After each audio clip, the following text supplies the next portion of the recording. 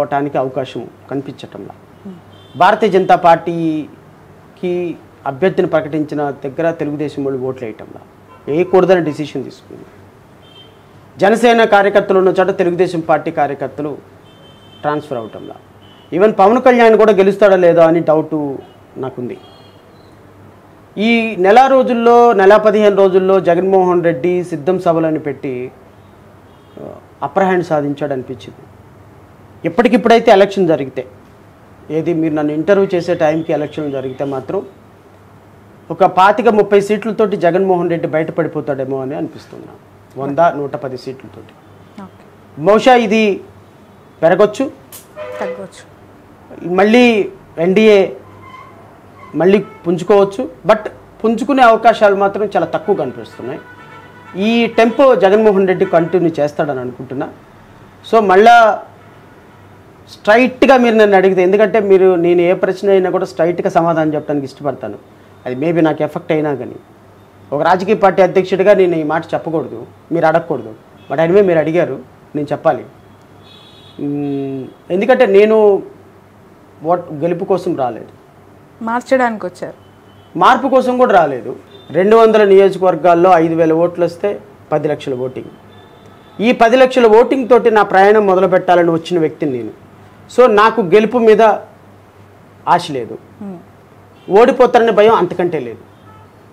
నేను ఒక థాట్ ప్రాసెస్లో వచ్చిన కారణంగా ఏ పార్టీ గెలుస్తుందో ఏ పార్టీ ఓడిపోతుందో ప్రిడిక్షన్ చెప్పడంలో తప్పైతే భావించటంలో ఈవెన్ నేను కూడా మంగళగిరిలో గెలవాలని ఉంది, కానీ ఎంతవరకు గెలుస్తాననేటువంటి నమ్మకాలు నా ఓటమి గెలుపు నా మీద ఆధారపడి ఉండదు, ప్రజల ఆలోచన విధానం మీద ఆధారపడి ఉంటుంది.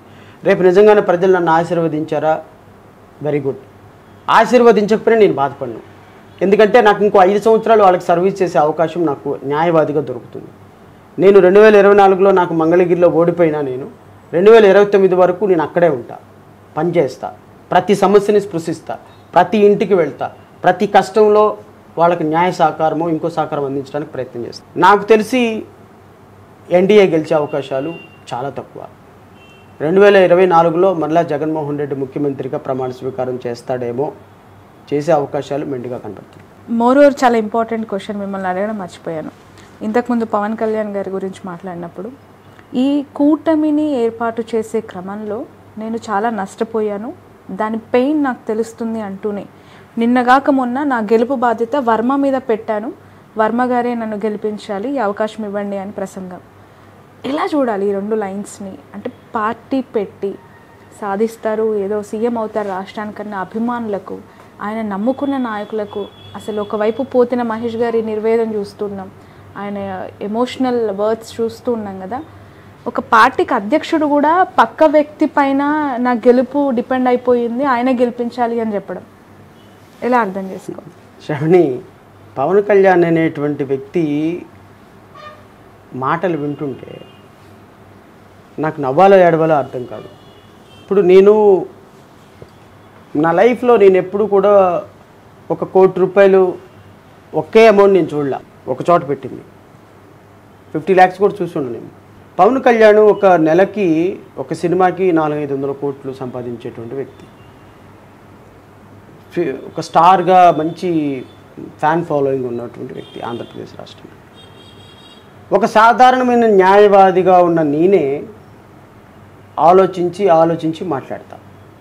ఎందుకంటే సంవత్సరం క్రితం నేను ఏం మాట్లాడాను, ఈరోజు ఏం మాట్లాడుతున్నాను, ఇంతకుముందు ఇంటర్వ్యూలో ఏం మాట్లాడుతున్నాను అనేది కంపేర్ చేసుకుంటూ ఉంటా. పవన్ కళ్యాణ్ అనేటువంటి వ్యక్తిలో నేను బాధపడేదో లేకపోతే ఆయన అన్ఫార్చునేట్ అని ఫీల్ అయ్యేది ఏంటంటే, 10 నిమిషాల క్రితం మాట్లాడిన మాటకి 10 నిమిషాల తర్వాత మాట్లాడిన మాటకి పొంతన ఉండదు. మోస్ట్ ఇన్కన్సిస్టెన్సీ పొలిటీషియన్ ఎవరైనా ఉన్నారంటే అది పవన్ కళ్యాణ్. అసలు ఎజెండా మీద స్పష్టత ఉండదు, చేసిన సవాలు మీద నిలబడే ప్రయత్నం ఉండదు, మాట్లాడుతున్నాము ఎవరిని ఎలా మాట్లాడుతున్నాము అనే స్పృహ ఉండదు.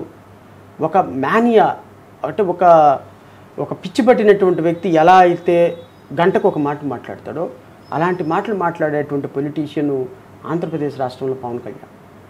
ఎందుకు నేను ఈ మాట అంటున్నానంటే, మనల్ని ఎవడరా ఆపేది? ఈ మాట అంటున్నది మిమ్మల్ని వాళ్ళ అభిమానులు బాగా ట్రోల్ చేస్తారు. చేయనండి, నేను అభిమానులను కూడా నేను రిక్వెస్ట్ చేస్తున్నా, ఇది మీ మంచి కోసమే నేను చెప్తున్నా. అదా పాతాళానికి తొక్కేస్తా జగన్, నిన్ను తొక్కుతా జగన్, తొక్కుకుంటూ వస్తాను అసెంబ్లీకి, ముఖ్యమంత్రిగా ఎవర్రా మనల్ని ఆపేది అన్నాడా? నిన్న ఎమ్మెల్యేని పంపించండిరా, మీకు దండం పెడతాను, ఓటేయండి, నన్ను ఎమ్మెల్యే అయినా చేయండిరా, ఆ మాట అనొచ్చా? నేను ఎమ్మెల్యేని కానమ్మా, నాకు 5,000 ఓట్లు వస్తే చాలమ్మని నేను ధైర్యంగా చెప్తున్నా. వారాహి 1, 2, 3లో ఏంటి నీ స్టేట్మెంట్స్? నన్ను సీఎంగా ఆపటం ఎవరి తరంగా తొక్కుకుంటూ వస్తాను, వారాహి యాత్ర తొక్కుకుంటూ వస్తానని మాట్లాడినటువంటి నువ్వు 21 సీట్లు తీసుకొని ఆ 21లో కూడా 14 మంది తెలుగుదేశం నుంచి జాయిన్ అయిన వాళ్ళు, అందులో 3 సీట్లు మళ్ళీ జరుపుకొని 21కి కన్ఫైన్ అయ్యి నిన్న మండలి బుద్ధప్రసాద్కి అవనిగట్టించాడు. మీ జనసేనలో ఎవరు ఉన్నారండి? ఏమి పోతుల మహేష్ని అవనిగట్ట పంపిస్తే తప్పేమనుందా? ఎవరున్నారు మీ కార్యకర్తలుగా? మీకు పనిచేసిన వాళ్ళు కనీసం ప్రామినెంట్ లీడర్స్. శివశంకర్ ఏమైపోయినాడు? సత్యనారాయణ ఏమైపోయాడు? ఈ పోతుల మహేష్ ఏమైపోయాడు? అమ్మాయి ఎవరో ఒక అమ్మాయి మాట్లాడుతుంది, రాయపాటి అరుణ మాట్లాడుతుంది, ఆమె ఏమైపోయింది? వీళ్ళందరూ ఏమైపోయారు? కార్యకర్తలు, జన సైనికులు, వీర మహిళలని పెట్టుకుంటారు కదా. అడగండి మీ నాయకుడిని వెళ్ళి, ఏంటయ్యా ఇది, వాట్ ఈస్ దిస్? ఇంత కార్యకర్తలు, కిరణ్ రాయలు నా బెస్ట్ ఫ్రెండ్ ఏమైపోయినాడు?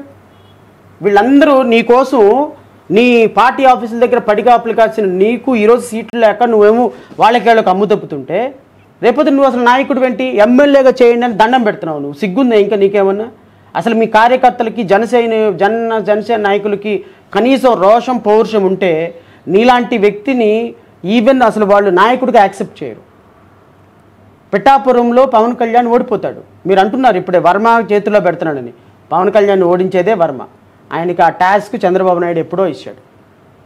బట్ ఇంత నిజమైన మాటలు లేదంటే పచ్చి రియాలిటీస్ ఇవన్నీ కూడా పవన్ కళ్యాణ్ గారికి మీలాంటి వాళ్ళు అట్లీస్ట్, అంటే ఇప్పుడు ఏ జగన్మోహన్ రెడ్డి గారు, ఒక లోకేష్, కొడాలి నానో గారు అంటే ప్రత్యర్థులు, వాళ్ళు రాజకీయంగా మన ప్రత్యర్థి పార్టీల వాళ్ళు అనుకోవచ్చు. బట్ మీలాంటి న్యాయమూర్తి వ్యవస్థలో ఉన్న ఒక పర్సన్ చెప్పినా కూడా అందులో నిజమేంటి అనేది తెలుసుకోకుండా ఈ స్థాయిలో ట్రోలింగ్ చేయడం, పవన్ కళ్యాణ్ గారిని ఒక మాట అంటేనే వాళ్ళని డీఫేమ్ చేసి, డిమోరల్ చేసి సోషల్ మీడియాలో, దట్ ఈస్ కాల్డ్ మాఫియా. అది వాళ్ళ అభిమానం అనను.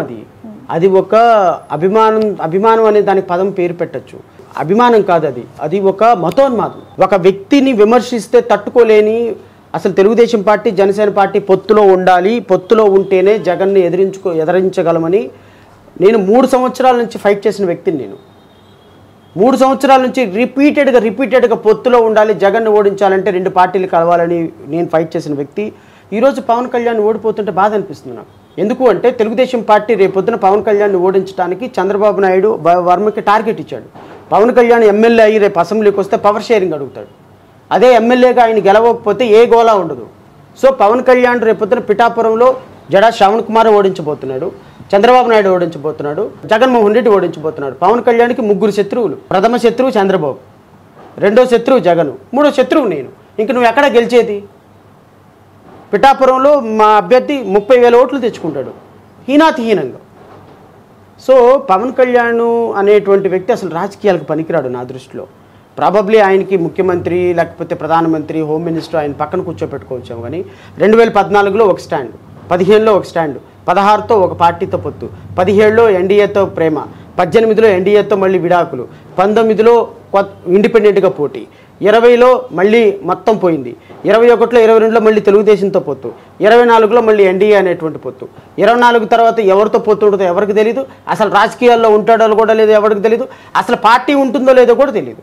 నాకు తెలిసి 2024 ఆగస్టులోనే జనసేన పార్టీ బీజేపీ తోటి మెర్జ్ అయిపోతుందని నాకున్నటువంటి ప్రాథమికమైనటువంటి ఇన్ఫర్మేషన్. ఖచ్చితంగా డేట్ కూడా కన్ఫర్మ్ అయిపోయింది. జనసేన తీసుకుని వెళ్ళి భారతీయ జనతా పార్టీలో మెర్జ్ అయిపోయి ఈయన రేపొద్దున ఇక్కడ ఎమ్మెల్యేగా ఓడిపోవడం ఖాయం. రాజ్యసభ తీసుకుని కేంద్ర మంత్రి పదవికి వెళ్ళడానికి జనసేనని ఇక్కడ మెర్జ్ చేసి తెలుగుదేశం పార్టీని చంపేసి తెలుగుదేశం పార్టీని కూడా భారతీయ జనతా పార్టీలో కలిపేసుకొని ఈ రాష్ట్రంలో ప్రధాన ప్రతిపక్షంగా భారతీయ జనతా పార్టీ పాత్ర పోషించాలని ఒక మాస్టర్ ప్లాన్కి రేపు బలి కాబోతుంది నారా చంద్రబాబు నాయుడు, నారా లోకేష్. బట్ ఇంత చెప్తూ ఉన్నారు, ఆ కుటుంబం అంటే సినిమాలో ఒక పెద్ద క్రేజ్ ఉంటుంది, ఆ కుటుంబం అంటే సహాయం చేసే ఒక పెద్ద దిక్కుగా చిరంజీవి గారు ఉంటారు, ప్రతి చిన్న ఫంక్షన్కి పెద్ద ఫంక్షన్కి ముందుగా ఆహ్వానం అందుకునేది చిరంజీవి గారు. ఆయన వచ్చారు, పార్టీ అన్నారు, కాంగ్రెస్లో మధ్య అన్నారు. తమ్ముడు వచ్చారు, కాపులు అన్నారు, లీడర్ని అవుతానన్నారు, మిమ్మల్ని లీడర్స్ని చేస్తానన్నారు, తీసుకెళ్ళి ఇప్పుడు బీజేపీలో ఒకవేళ మీరు అన్నట్టు జరిగితే అసలు ఇంకా రాజకీయాల వాళ్ళు ఎలా చూస్తారండి? నేను అన్నట్టు జరిగితే పవన్ కళ్యాణే చెప్పాడు కదమ్మా. అఫ్ కోర్స్ అదే జరిగితే జరుగుతుంది, అదే జరుగుతుంది. ఆ కుటుంబాన్ని లేదంటే కాపుల్లో మాకంటూ ఒక నాయకుడు వచ్చాడు అని నమ్మే వాళ్ళకి 75 లక్షల మంది కాపు సోదరులమ్మ చిరంజీవికి ఓటేశారు. నాకు తెలిసిన ఒక 100 మంది నాయకులు కోట్ల రూపాయలు నష్టపోయారు, ఆస్తులు అమ్మేసుకున్నారు. షర్మిల ఎలా అయితే మోసం చేసిందో అంతకి 3 ఇంతలుగా చిరంజీవి పార్టీ మోసం చేసి, ప్రజారాజ్యం పార్టీని మోసం చేసి, కాపు కులాన్ని మోసం చేసి కాంగ్రెస్ పార్టీకి అమ్మేశారు. దేనికి అమ్మేశారు? ఒక కేంద్ర మంత్రి పదవి కోసం అమ్మేశారు. తర్వాత రాజకీయాల్లో ఉన్నాడా చిరంజీవి? మన ఆంధ్రప్రదేశ్ రాష్ట్రం విడిపోవటానికే కారణం ఆ దుర్మార్గుడు చిరంజీవి. సోనియా గాంధీతో ఆ రోజు చెప్పకుండా తెలంగాణను విభజించాడు. సో చిరంజీవి చేసినటువంటి తప్పు మరలా రేపు పవన్ కళ్యాణ్ చేయబోతున్నాడు. పవన్ కళ్యాణ్ రేపు పొద్దున భారతీయ జనతా పార్టీతో మెర్జ్ చేయడానికి ఇక్కడున్న ఎస్సీలు, ఎస్టీలు, క్రిస్టియన్లు, ముస్లిం ఓట్లన్నీ తీసుకొని వెళ్ళి పవన్ కళ్యాణ్ భారతీయ జనతా పార్టీలోకి వేయించి, భారతీయ జనతా పార్టీలో రేపొద్దున ఈ పార్టీని మెర్జ్ చేసి నాకేమీ సంబంధం లేదని చేతులు దుప్పేసుకుంటాడు. పవన్ కళ్యాణ్కి ఓటేసిన వాళ్ళ పరిస్థితి ఏంటి?